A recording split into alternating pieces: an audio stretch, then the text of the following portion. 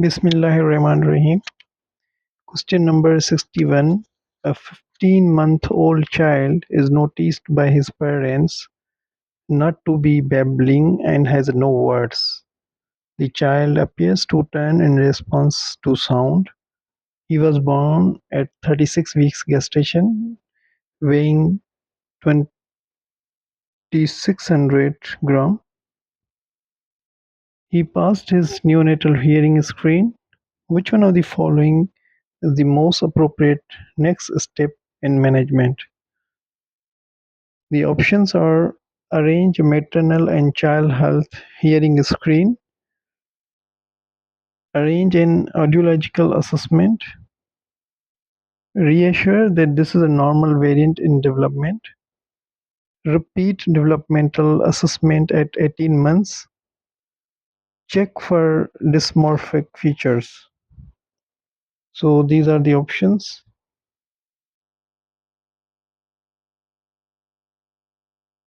The worry of these parents is whether their child has normal hearing. Parents are usually the first to be suspicious of hearing defect and are nearly always correct in their assumptions. Their concerns are never to be ignored.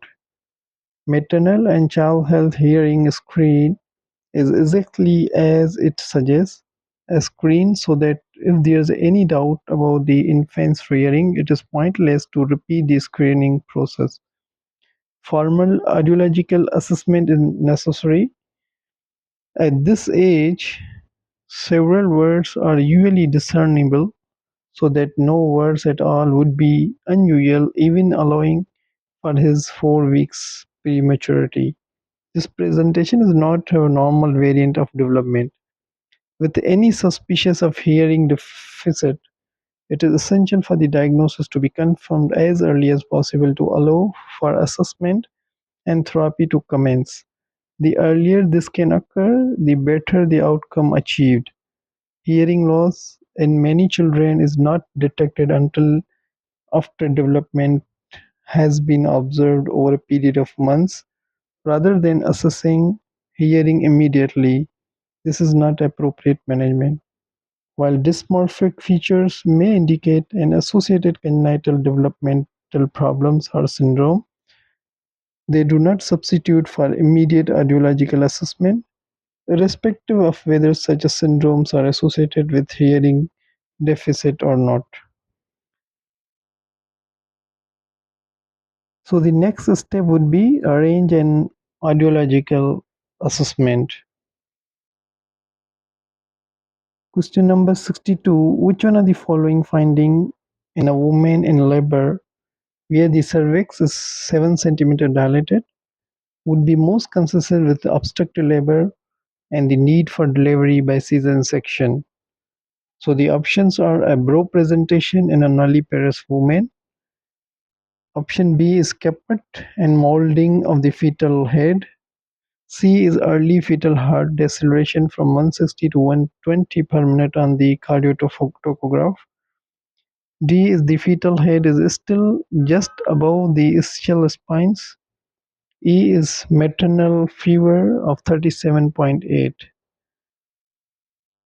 So, which one of the following finding in a woman in a labor where the cervix is 7 centimeter dilated would be most concerned with the obstructive labor and the need for delivery by cesarean section? So the correct answer is a brow presentation in a nulliparous woman will almost always result in obstructive labor and need for delivery by cesarean section. So option A is correct, a brow presentation in a nulliparous woman. This is not the case in all multiparous women in whom spontaneous flexion to a vertex presentation or extension to a face presentation can occur, or where vaginal manipulations may enable one of these presentations to be achieved after full cervical dilatation has occurred. A mildly abnormal cardiotocograph, as indicated by the early fetal heart deceleration, is not indicative of either obstructive labor or the need for delivery by cesarean section. Slow descent of the fetal head may well be overcome by subsequent good uterine contractions and lead to vaginal birth. Maternal fever may be associated with a prolonged labor, but it's not by itself an indication for C-section. Caput and molding reflect a tight fit of the fetal head in the pelvis but do not preclude vaginal birth.